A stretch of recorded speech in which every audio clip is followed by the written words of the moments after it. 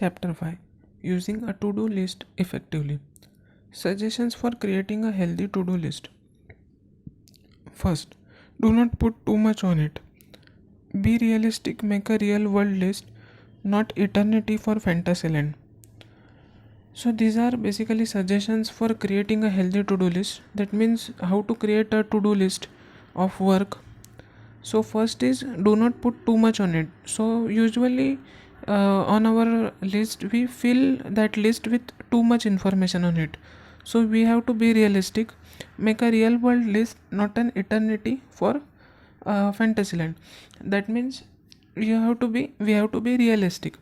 Then think about what absolutely needs your attention, things that no one else can do. So some things can be done by us only. We have to be personally present, or we have to personally prepare. So think about those things which only we can do and no one else can do. So we have in first point, do not put too much on it. Then second point, then second thing is put some air in it. Put some air in it refers to keep it loose and give some breaks in that, and overestimate the commute time. For example, if we want to go to some meeting and we are traveling by road for that meeting, so we have to overestimate the commute time. That means we have to consider traffic also. We can get stuck in traffic also. So we are overestimating the commute time. List possibilities, not imperatives. You are not creating a blueprint for rest of universe. What happens if you don't get everything on your list? That means list possibilities, not imperatives. That means you don't have to think too much about everything. So you are not creating a blueprint for rest of universe. What happens if you don't get everything on your list? So what will happen if you are not able to get everything on that list? We have to consider that also. What will happen if you wake up simply too ill to crawl out of bed? So what if you get ill? So getting ill is not in our hand. We can get ill also. So for that we have to we have to consider those things, that not everything is going according to our list. Then schedule your tasks. Schedule should have a start point and end point. So in schedule we start some work. We start a work. For example, we are reading a newspaper, so we are starting that work at some point. So that is start point at a particular time, and we end that work at some point, that is end point. Then you will be committed to tackling job and less prone to distractions. That means we will be committed to tackling job. That means we get a clear vision of that job and less prone to distraction. That means you will understand that I am starting this work at some time, and I am ending this work at some time. So you will get less distracted from that work. So this is why we should schedule our task.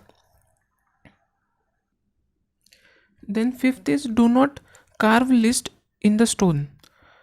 That means do not carve list in the stone means getting firm that you should be 100% you should be 100% with your doing with your list. That means carving on a stone refers to being 100% accurate. So in real world it is not possible to be 100% accurate. So this point is about that.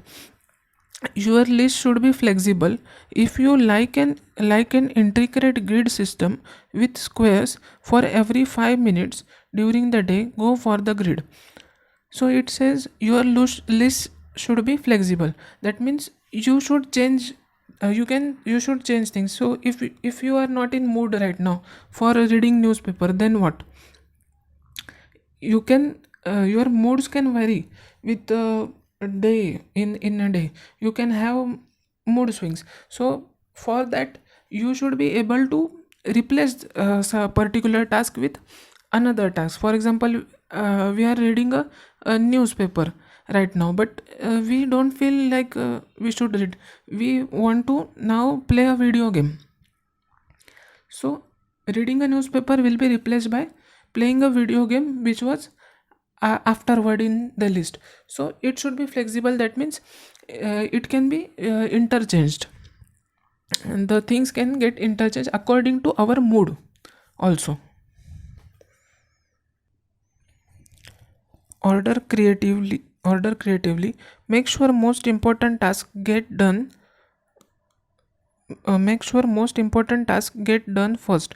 So it says that order creatively, that means tasks which are very very very important, so they should get done first.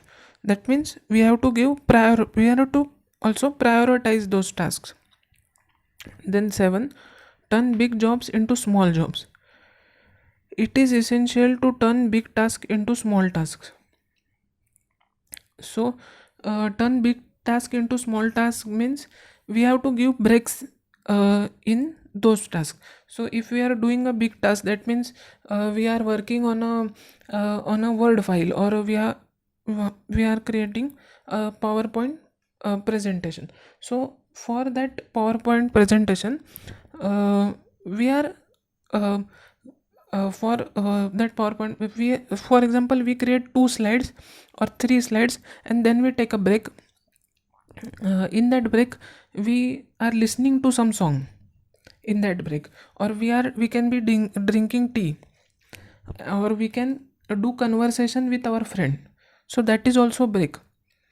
So after completing our 2 or 2 to 3 slides, we are taking a break in which we are in conversation with our friend, or we are drinking tea. So uh, after creating 2 slides, we are taking break. Then again we complete 2 slides or 3 slides, and then again we take break. So the total, for example, suppose say total slides are 10 or 15 or 20 slides are given. We have to work on 20 slides in a PowerPoint presentation. So we are breaking that task into several small groups. So that is turn big jobs into small jobs. Schedule breaks, timeout, and little rewards. You have to put rest in your list. So you cannot straight work. You cannot work straight for a few hours. You can do that actually, but it is not good for health. So we are planning some rest in it. So we are scheduling break times and little rewards, like um, eating chips, or drinking tea, or eating a fruit, or uh, having conversation with a friend. uh, that is a reward. So it 8 point is about that. Then 9 is schedule long range personal goals. You should do some serious financial planning. So in our life we do some financial planning also. You should create a systematic plan for home maintenance and repair. So we have to repair our home sometimes. So we have to change color of our home, or we are repairing it, fixing some bulb. So we have to also consider in our day to day schedule. That means we have to change bulb, or we have to clean our room. We sometimes clean our room, or sometimes we water our plants. So it is our personal goal, long range personal goal. So or having financial planning, that means saving some money. That means you cannot spend all of your income. We are saving some money. So that is financial planning also. So this point is about schedule long range personal goals. Now 10th point is be ready to abandon the list. If you only write the story that is planned, writer teacher Ellen Honeycutt tells her students you miss the story that is revealed. So it says that be ready to abandon the list. That means you are not a writer of everything that is in future. That means you can write the list. That means, but unexpected things can occur also. We can write the things on paper, but unexpected things do occur also. So we have to remember that also. We have to abandon that list. That means sometimes it can change also. Then you don't have to make a list. You don't have to make a list. To-do list is a tool. Techniques for to-do list is a tool. Techniques for creating an effective list are suggestions, not commandments. That means you don't have to make a list. That means you have to remember that to-do list is a tool. Always remember that. Techniques for creating an effective list are suggestions. That means we should put suggestions in that list. That means we should not go exact with that list. That means we don't have to do exactly which was written at beginning of day in that list. It should not be exactly same. So to do list is a tool, we should always remember that, but real life is different. Now bonus suggestion: create a not to do list. Along with nothing and organizing the task you will do, you might also want to write down things you don't want to do.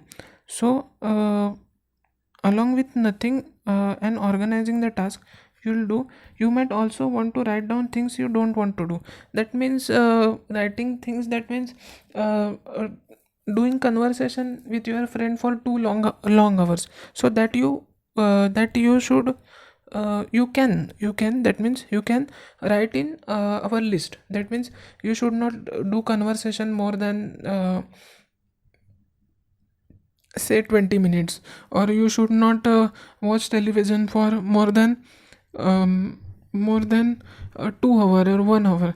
Even if you have mood to watch, if you are in a mood to watch that television for 2 hours, so you should write that I will not watch television for 2 hours.